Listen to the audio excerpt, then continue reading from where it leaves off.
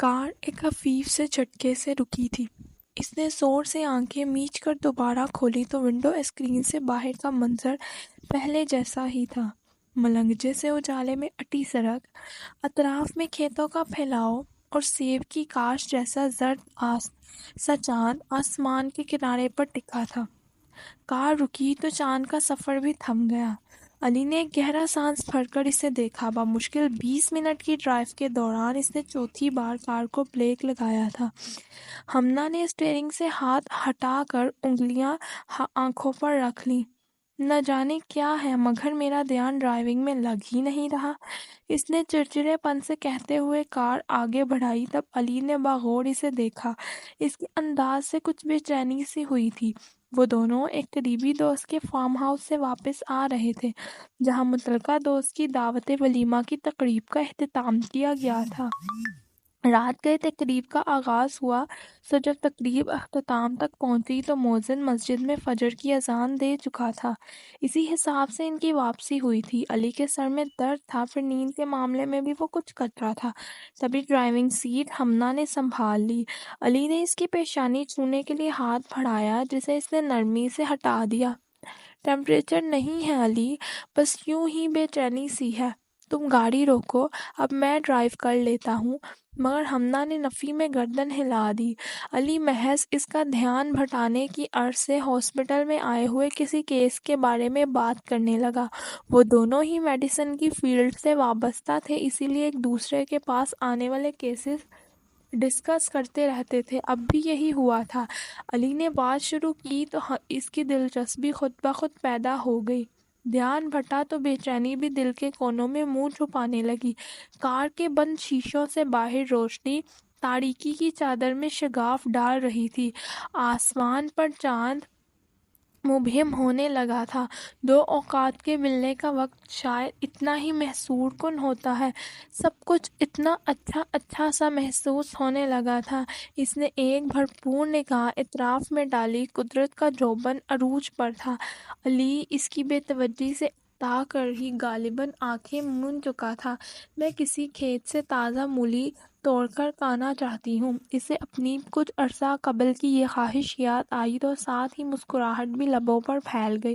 کچھ خواہشات جتنی سرعت سے دل میں اپنی جگہ بناتی ہیں اتنی ہی تیزی سے مطلون مزاج کرۂ تار کی طرح کہیں اور منتقل بھی ہو جاتی ہیں۔ اول تو آس پاس کہیں مولی کا کھیت تھا ہی نہیں، جو اگر ہوتا تو بھی کون سا اس نے اپنی خواہش پوری کر لینی تھی۔ پھر فی الحال گھر پہنچنے کی جلدی تھی جہاں لالا رخ کو آیا کے رحم کرم پر چھوڑ رکھا تھا۔ اگرچہ ایسے پہلے بھی ہو جاتا تھا۔ لالا رخ کی آیا خاصی بھروسامند عورت تھی، مگر وہی بے چینی۔ اس نے ایک بار پھر اپنی توجہ باہر کی جانب مبذول کی۔ کھیتوں کے کناروں پر کچھ ٹنڈے منڈے درخت بھی تھے۔ ایک برگر کا پیڑ اپنے گھنے جھاڑ کے باعث آسیب زدہ سا لگتا تھا۔ سیرابی نالے کا پانی ساکت تھا۔ گندم کے کھیت میں دور تک جاتی پگڈنڈی بیزار سی پڑی تھی۔ سیاہ رنگ کی ایک گٹھی سی تھی جس سے ایک ہاتھ جھانک رہا تھا۔ آسمان پر بگوں کی قطار دکھائی دینے لگی تھی۔ چڑیا کے گول اڑے جاتے تھے۔ واقعی یہاں کتنا کچھ تھا دیکھنے کے لیے۔ اس نے کلائی پر بندھی گھڑی پر نگاہ ڈالی مگر ڈائل پر نظر پڑنے سے پہلے ہی وہ چونک گئی۔ پگڈنڈی پر پڑی گٹھی سے ہاتھ ہی نہیں ایک پاؤں اور ٹانگ جھانک رہی تھی۔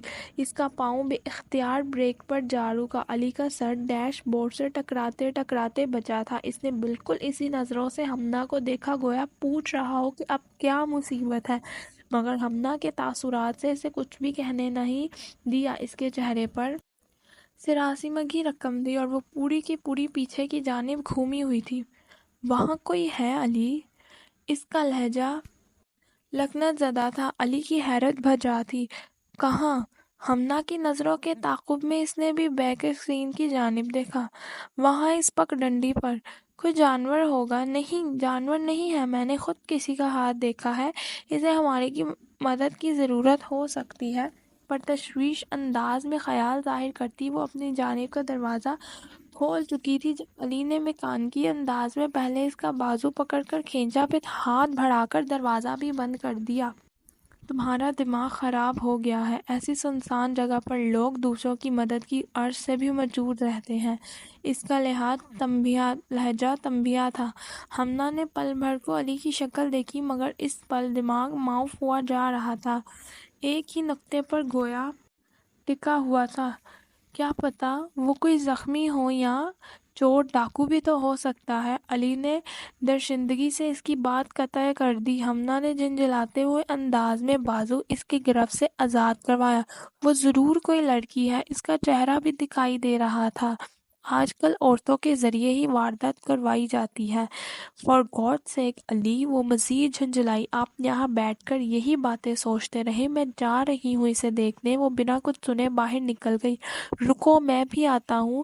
وہ بیزاریت سے باہر نکلا۔ اب ظاہر ہے اسے تنہا تو نہیں جانے دیتا، اور روشنی کافی پھیل چکی تھی، البتہ اندھیرے کا خفیف سا احساس ابھی بھی فضا میں باقی تھا۔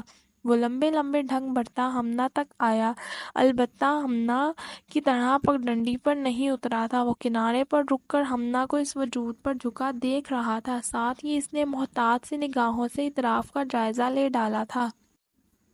خاموش فضا میں چڑیوں کی نوخیزہ چہکار دھاڑیں ڈال رہی تھی۔ دو ایک آوارہ کتے بھی تھے، اور اس کے علاوہ وہاں کسی انسانی وجود کا نام و نشان تک نہ تھا۔ بہت زیادہ زخمی نہیں ہیں، معمولی چوٹیں ہیں، مگر بے ہوش ہیں، تشویش سے ہاتھ مسلتے ہوئے ہمنا اسے بتا رہی تھی۔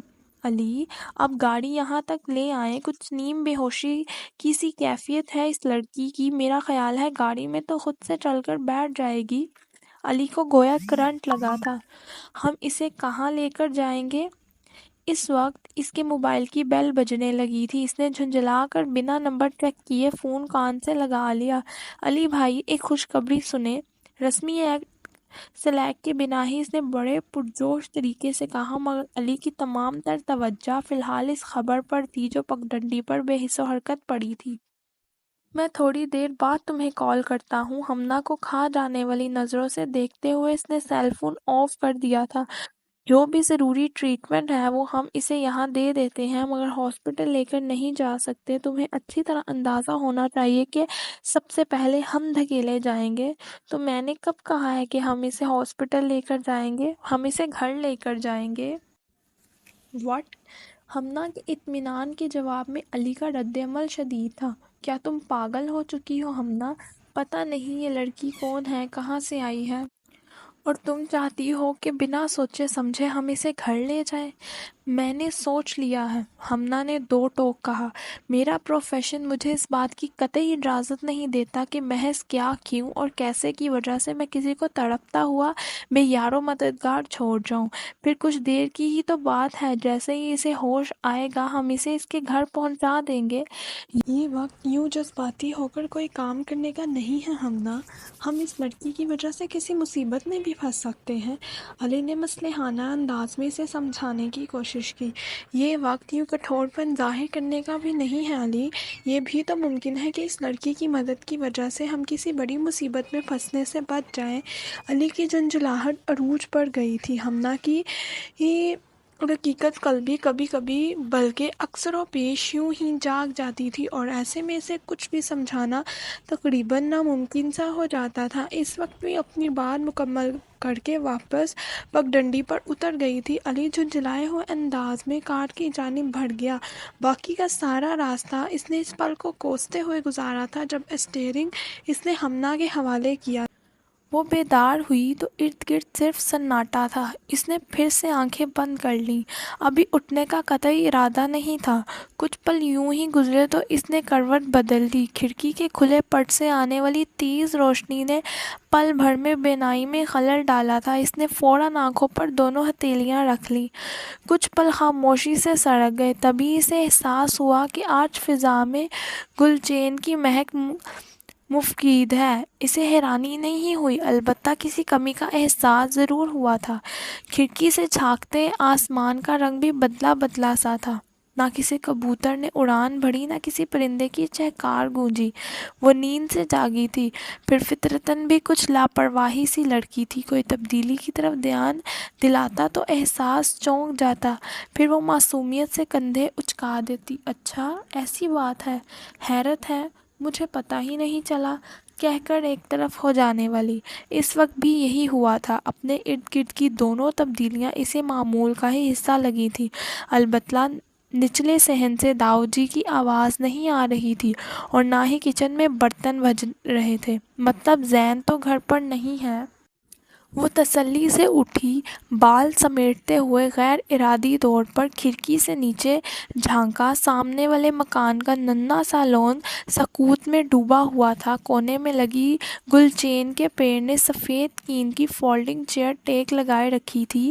کیاریاں صاف ستھری تھیں۔ برآمدے کے اکلوتے ستون سے ہری بیل لپٹی ہوئی تھی۔ برآمدے سے گیٹ تک کے راستے پر تازہ دھلائی کے آثار باقی تھے۔ سائیکل موجود تھی، البتہ موٹر سائیکل غائب، اور سناٹا کہتا تھا کہ مکین بھی غائب ہے۔ وہ ہاتھ سے جمائی روکتی کھڑکی سے ہٹ گئی۔ اسے مکان سے دلچسپی تھی نہ مکین سے، بس یوں ہی ایک عادت سی بن گئی تھی آتے جاتے جھانکنے کی۔ البتہ زین کو یہ گھر کافی پسند تھا۔ وہ جب بھی اس کے کمرے میں آتا بطور خاص کھڑکی سے جھانک کر گھر کا دیدار کرتا۔ تم دیکھنا ماہی، میں ایک دن اس سے بھی اچھا اور بڑا گھر بناؤں گا، وہ اکثر بڑے پرعزم انداز میں اپنا ارادہ ظاہر کرتا تھا۔ ماہا اچھے موڈ میں ہوتی تو ضرور مسکرا کر اس کا حوصلہ بڑھایا کرتی۔ زین اپنے خوابوں کی تعبیر کے حصول کے لیے بڑا پرجوش رہا کرتا تھا اور ماہا جانتی تھی کہ اس کے خوابوں سے بلند اس کا حوصلہ ہے۔ وہ سست روی سے سیڑھیاں اترتی صحن میں آ گئی۔ اوائل فروری کی نرم دھوپ دیواروں پر چڑھ کر دوسری طرف پھلانگنے کو تھی۔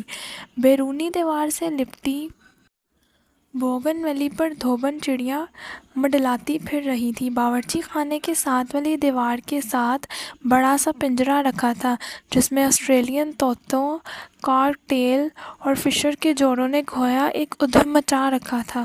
کیاری میں پانی کا پائپ پڑا تھا جس کے منہ سے نکل کر پانی کیاریوں کی خشک مٹی کو سیراب کر رہا تھا۔ امرود کا پیڑ ساکت کھڑا تھا۔ امی جی نہ جانے کہاں تھی، جبکہ داؤ جی بیرونی دیوار کے ساتھ چارپائی بچھانے ہاتھ میں تسبیح پکڑے آگے پیچھے دوڑ رہی تھی۔ وہ ان کے پہلو میں جا کر لیٹ گئی۔ دھوپ کی سنہری کرنوں میں بڑی نم سی حدت تھی۔ جسم میں طراوت سی اتری تو پلکیں آپس میں چپکنے لگیں۔ ذہن و دل پر پھر سے گدگدی چھا رہی تھی۔ داؤ جی، زین نہیں آیا یونیورسٹی سے؟ اس کی دھیمی سی آواز داؤ جی کو چونکانے کے لیے کافی تھی۔ وہ ایک دم الرٹ ہو کر بیٹھی تھی۔ تسبیح کے دانے ایک تو عطر سے گرنے لگے تھے۔ آیا تھا، ابھی گیا ہے تبریز کی طرف؟